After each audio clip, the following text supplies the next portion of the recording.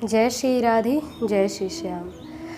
अब हम बड़ी ही सुंदर एक कथा वर्णन करने वाले हैं, वाल्मीकि रामायण के अयोध्या कांड की कथा। पिछले वीडियोस में आप सभी ने देखा होगा, श्रवण किया होगा कि प्रभु श्री राम अब राजा दशरथ के दर्शन हेतु उनके कक्ष में जाते हैं। उधर प्रभु श्री राम अब सबसे विदा मांगते हुए वकल वस्त्र धारण करने के लिए तैयार होते हैं। तो स्वयं केकई ने संतत्व वाला वो फकीरी वाना ला करके राम के हाथों में दे दिया। प्रभु श्री रघुनंदन ने बड़े आनंद सहित, हर्ष सहित उन वकल वस्त्रों को धारण करने लगे। जैसे ही उन्हें धारण किया, लक्ष्मण ने धारण किया, इधर सीता के लिए भी जब देने लगे तो प्रभु श्री राम रघुनंदन देख रहे थे कि दशरथ ने कहा कि अरे कैकई, सीता को वन जाने के लिए ना तो तुमने कोई वचन मांगा था और ना ही सीता वकल वस्त्र धारण करेगी। राजा दशरथ ने उन्हें रोक दिया। कौशल्या ने कोषाध्यक्ष से जाकर के कहा कि सीता के लिए 14 वर्षों तक के लिए दिव्य आभूषण और दिव्य वस्त्र लेकर के आओ। अब तो कोषाध्यक्ष ने तुरंत ला करके मैया कौशल्या के हाथ में दे दिए। कौशल्या ने सीता को देते हुए समझाया कि सदैव पति के चरणों का ही अनुसरण करना।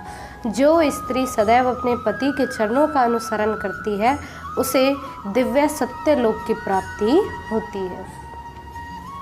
मैया कौशल्या ने सीता को समझाया।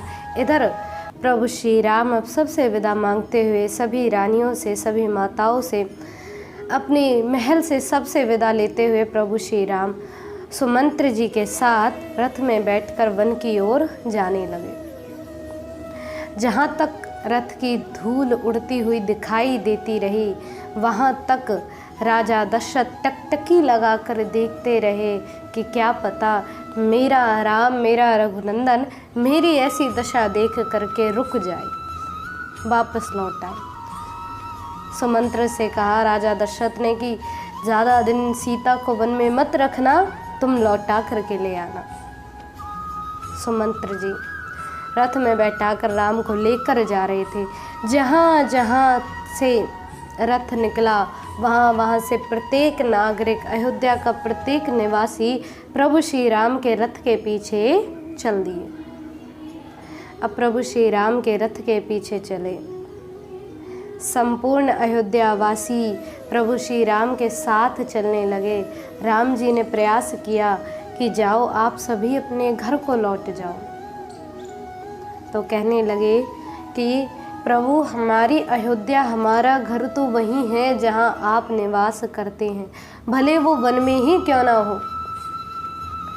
प्रभु श्री राम ने अयोध्या वासियों को समझाया कि भरत के प्रति मन में कोई भी द्वेष भाव उत्पन्न ना ही करना। कोई भी द्वेष भाव तुम्हारे हृदय में भरत के प्रति ना आने पाए, क्योंकि भरत सर्व उच्च कोटि प्रियतम है मेरा, क्योंकि भरत के समान कोई दूसरा हो नहीं सकता। प्रभु श्री राम अयोध्या वासियों को ये समझा रहे हैं। स्वयं तमसा नदी के किनारे जब जाकर के पहुँचे, प्रभु श्री राम ने सबको लौटाने का प्रयास किया, लेकिन कोई भी जाने को आग्रहित नहीं हुआ। तो सुमंत्र जी के रथ के घोड़े भी थक गए थे। सुमंत्र जी ने रथ से निकाल करके घोड़ों को टहलाया, वहाँ पानी पिलाया, स्नान कराया। अब तो इधर राजा दशरथ को जब मूर्छित अवस्था हुई तो कौशल्या ने उन्हें संभाला। कैकई ने जैसे हाथ लगाने का प्रयास किया तो राजा दशरथ ने कहा कि कौशल्या, इससे कह दो कि आज से मैंने इसका परित्याग कर दिया है, मुझे स्पर्श तक भी ना करे ये, और मेरी मृत्यु होने के पश्चात भी मुझे स्पर्श ना करे। कौशल्या देखती, कैकई भी देखने लगी। इधर राजा दशरथ ने ये प्रण ले लिया और कहा कि यदि इसके रचाए हुए इस षड्यंत्र से इसका पुत्र भरत इस राज्य को स्वीकार करने के लिए तैयार होता है, तो उस पुत्र भरत के हाथ से मेरी मृत्यु के बाद यदि वो मुझे पिंडदान भी करता है, तर्पण भी करता है, तो वो भी मुझे स्वीकार ना हो। प्रभु श्री राम के लिए महाराज दशरथ का इतना विलाप होने लगा। इधर प्रभु श्री राम आगे की अब अन्यत्र क्या लीलाएं करते हैं, क्या प्रभु श्री राम की वन यात्रा रहती है, वो हम अगली वीडियोस में वर्णन करेंगे। तब तक के लिए आप ऐसे दिव्य कथा को श्रवण करते रहें, आनंदित रहें। जय श्री राधे, जय श्री श्याम।